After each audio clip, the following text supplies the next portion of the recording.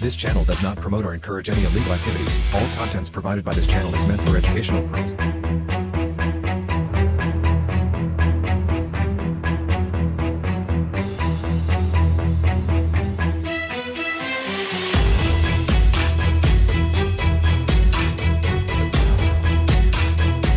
Welcome student our prodigy edu classes. দেখো বাচ্চারা, তোমরা এর আগে অনেক ভিডিও দেখেছো আমাদের, কিন্তু আজকে তোমাদের সম্পূর্ণ একটা নতুন ধরনের সিরিজ আমরা আনতে চলেছি। সেটা কি?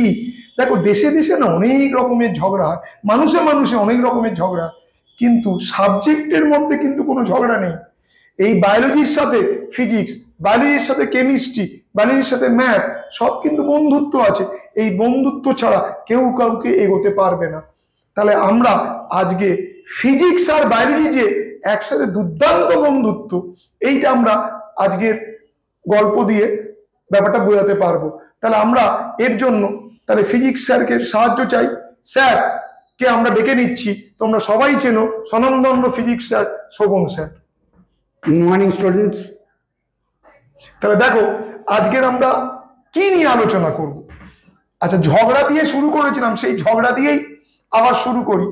দেখো, জাপানি বীজ বলে একটা ছোট্ট আকারের মৌমাছি ওপর গবেষণা হয়েছিল এইটা নিয়ে। সেই জাপানি বীজ মানে খুবই ছোট, তাদের মৌচাকের মধ্যে একটু বড় সাইজের বি আসে, হর্নেট বি, ভীষণ বড় হেভি মারকুটে।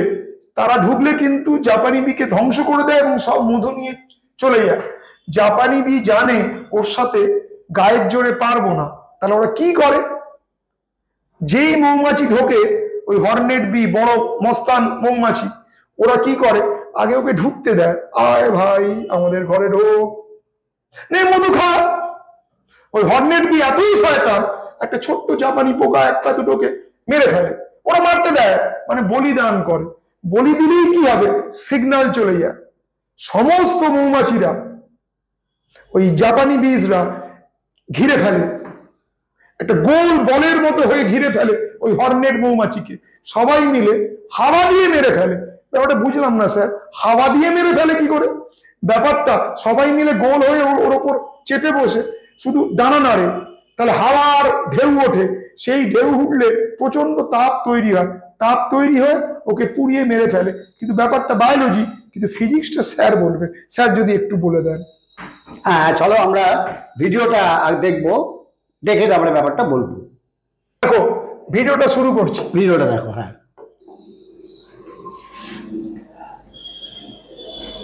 এটা হচ্ছে শয়তান পোকাটা, মানে Hornet B.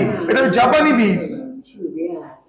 This alerts the whole hive to the hornet's presence. দেখতে থাকো এই যে শয়তানটা। Smells the honey within. Apprise this rich. এই জাপানিটা দেখো কত ছোট।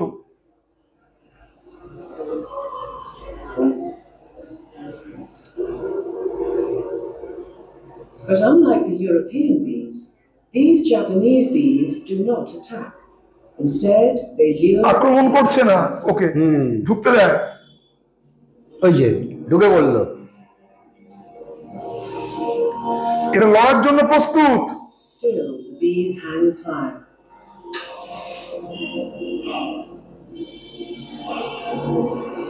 Then one is caught. It's the signal the others have been waiting for.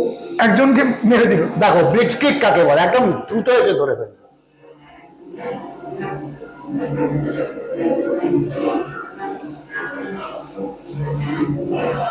একটা শব্দ পাচ্ছ, ডানা ঝাপটা না?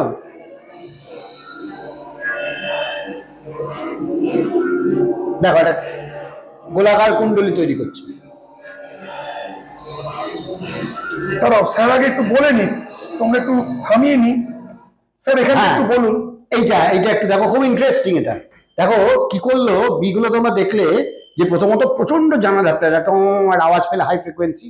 এই ডানা ঝাপটানোর ফলে কি হলো, একটা থার্মাল অসিলেশন তৈরি করছে এবং করে ও একটা স্ফেরিক্যাল শেপ তৈরি করলো, যেটা বিহেভ করছে কার মতো বলতো, একটা হিট রেডিয়েটারের মতো।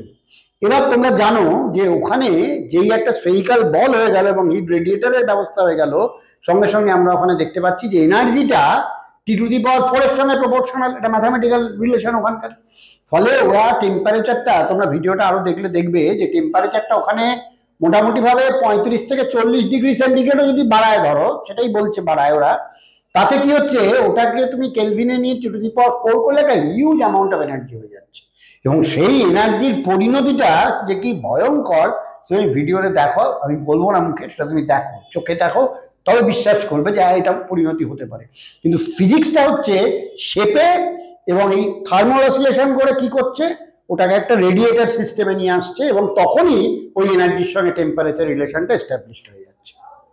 এটা কিন্তু পুরো ন্যাচারাল হচ্ছে, নেচার এটা করছে, কেউ কন্ট্রোল করছে না বাইরে থেকে। এবার দেখো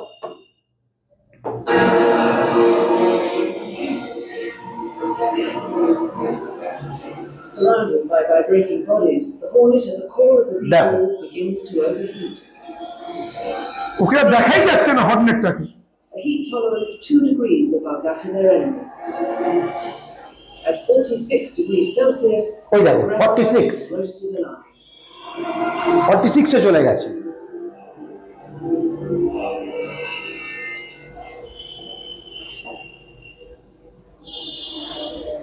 এই দেখো The wild bees have spent millions of tandoori হয়ে গেছে, with the enemy. দেখেছো That's why কি পরিমাণ টেম্পারেচার রাইজ it's an করেছে। extraordinary survival strategy. তাহলে স্টুডেন্টরা দেখলে ফিজিক্স কাজে লাগিয়ে জীবন কিভাবে নিজেকে রক্ষা করে। তাহলে আগামী দিনে আমরা এরকমই আরো অনেক ভিডিও আনবো, যে বায়োলজি ফিজিক্সের যুগলবন্দি, হয়তো বায়োলজি অঙ্কের যুগলবন্দি, বায়োলজি কেমিস্ট্রির যুগলবন্দি। তোমরাও এইরকম সাবজেক্টের মধ্যে বন্ধুত্ব গড়ে তোলো, তাহলে জীবনে একটা সুন্দর সামঞ্জস্য গড়ে উঠবে। স্যার যদি কিছু বলেন। না একদমই স্যার যেটা বললেন এটা খুব সত্যি কথা। অ্যাকচুয়ালি জানো তো বায়োলজিকে বলা হয় confluence of physics, chemistry and mathematics. এটা কিন্তু আমাদের কথা নয়, এটা এই বিখ্যাত যারা ডিএনএ স্ট্রাকচার করেছিলেন দুজন ফিজিক্স, তারা জানো তো, সেই তারাই কথা এটা। সুতরাং এটা একদম সমস্ত সাবজেক্টের ক্ষেত্রে সত্যি। তোমরা এইভাবে দেখতে থাকো এবং কমেন্ট বক্সে জানাও তোমাদের কেমন লাগছে। আমরা ফিরে আসবো পরের ভিডিওতে।